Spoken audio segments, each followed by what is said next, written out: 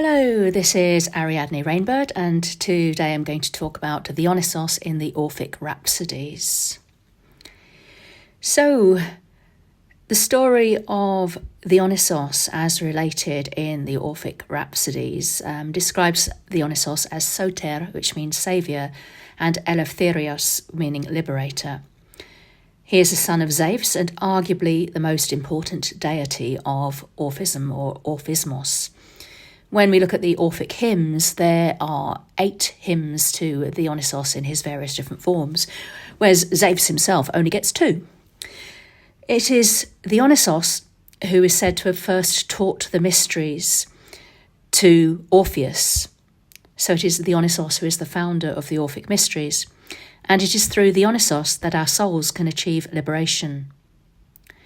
Dionysos is often described as the twice-born or as the thrice-born god, for reasons which shall become clear. Zeus, or Zeus, through Persephone, begat the infant Dionysos Zagrevs. And this is the first birth of Dionysos, also known in the Orphic tradition as the first influence of Zeus on the soul.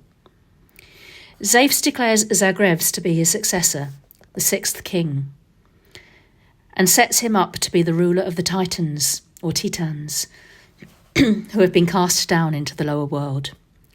This may be seen as the rational soul having dominion over the baser instinctual and animal urges of the physical body. The Titans, however, are not happy with this turn of events, as told through the mythological lens, and decide to kill Zagrevs. Now, in actual fact, a god cannot actually die, nor can any soul for that matter.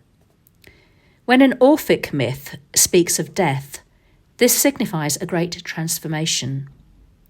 When speaking of a mortal in myth being killed by a god, this signifies the deification of the mortal's soul.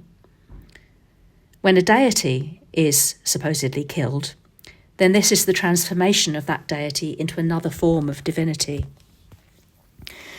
The Titans, it is told, sneak up upon the child Dionysos or Zagrevs and lure him away from safety with various toys to distract him, including a mirror which he looks into, and as he gazes into his own reflection in the mirror, he is looking into infinity.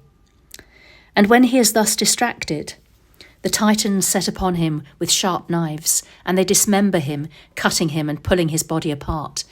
They cut him into 7 different pieces, which can be seen as being related to the 7 energy centres of the psychic body.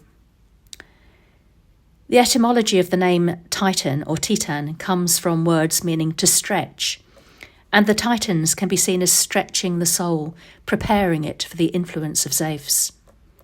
Zagrevs is torn into 7 pieces, and the Titans cook and consume the pieces of the body of Zagrevs, with only his heart remaining.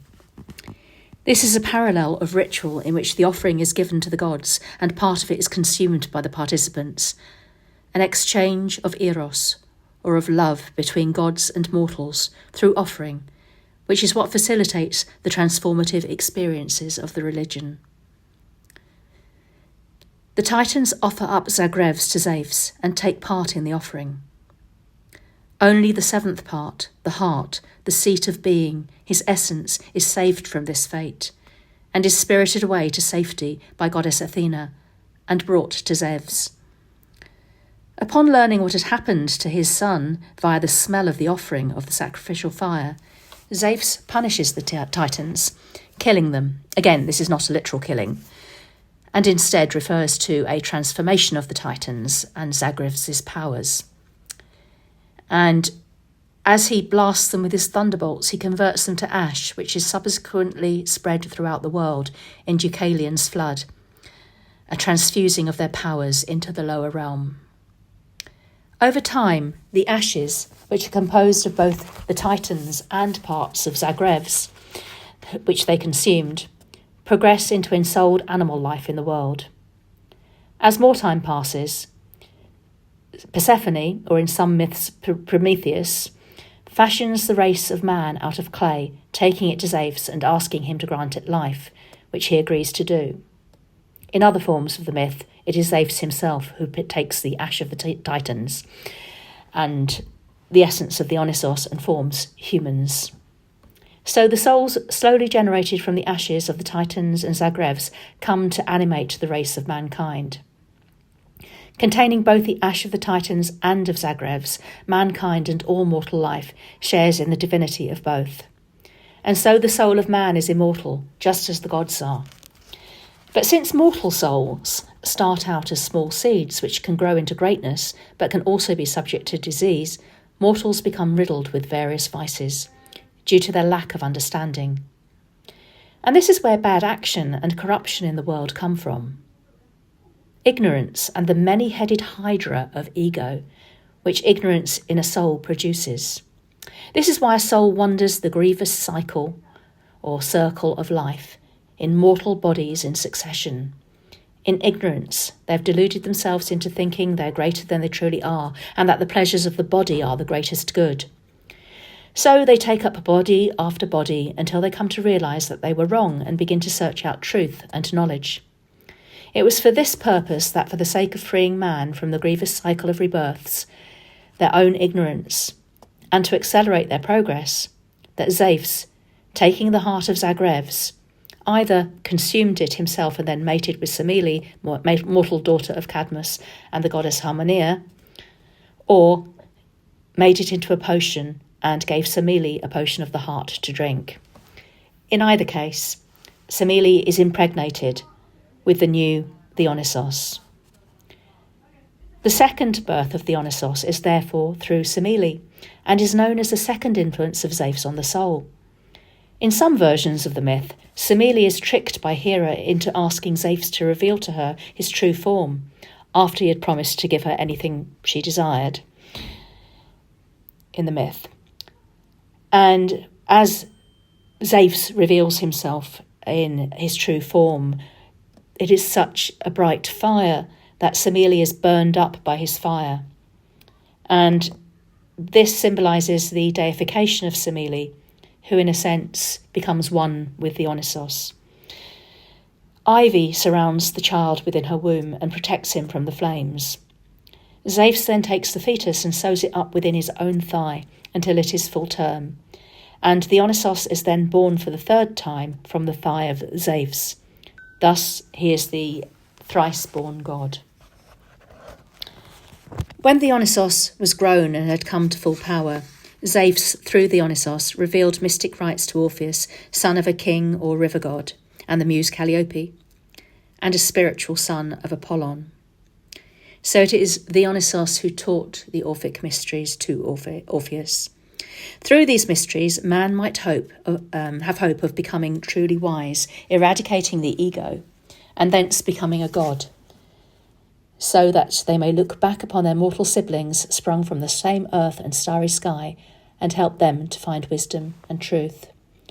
Thus, through worship of Dionysos, Soter, the Saviour, and studying the mysteries that he has taught, we can escape the cycle of rebirth, and our souls can achieve deification, such that we may become agathos daimons, and then help others to salvation too. Much like the idea of bodhisattvas within Buddhism. I'm now going to read a couple of prayers that I've written to Dionysos. The first is to Dionysos Eleftherios, that is to Dionysos the Liberator.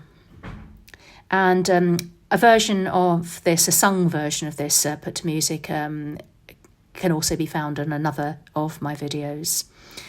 I'm just going to speak it now. So, to Dionysos Eleftherios. Dionysos I call, ecstatically raging god who liberates the soul. I savour your sweet wine, intoxicating sap, deep red, blood-like liquor. Set free the heart and soul, O Eleftherios, Vromios, roaring god, the cries of Evoe resonate far and wide, shaking the very earth. Untamed, with madness struck, you lead the wild revel. The Maenads' frenzied dance, O Bacchus, lord of life, O all that's wild and free, you are the king divine. Soter, saviour, breaker of chains that keep us bound. I'm drunk with your spirit, wreathed with ivy. I dance, joining your retinue of wild women and men. God struck, running, leaping o'er mountain and plain, wild, casting off the mundane, setting our spirits free. We rage, we race, we dance in joyful ecstasy. Blessed Bacchus, we praise. Io, io, evoe. Io, io, evoe.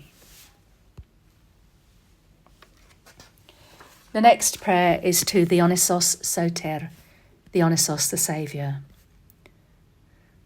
Lord Dionysos, who stirs my soul with longing for thee, enticing me to the dance of ecstasy, I pour sweet wine to thee, O Lord of joy, and shout with the Maenads, Evoe, Evoe. O Soter, Saviour, bringing sweet release, free my soul from bondage that I may never cease to dance with joyful spirit free. Thine is the cup of wine of ecstasy that brings liberation and release, freedom from suffering and holy peace.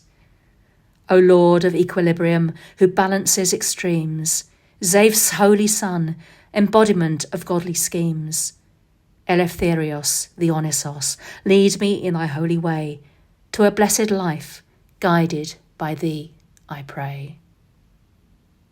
Yanito, Yanito, Yanito. More information about Dionysos and the other gods, the Theoi, can be found in my book, To All the Blessed Gods, an anthology of the living Orphic tradition with prayers to the Theoi. Prayers to Dionysos and my paintings can also be purchased as prayer cards from my Etsy shop, Ariadne's Web Creations. I hope you've enjoyed this content, and if you have enjoyed this video and are interested in this subject, then please like the video and subscribe to my channel. Thank you for watching.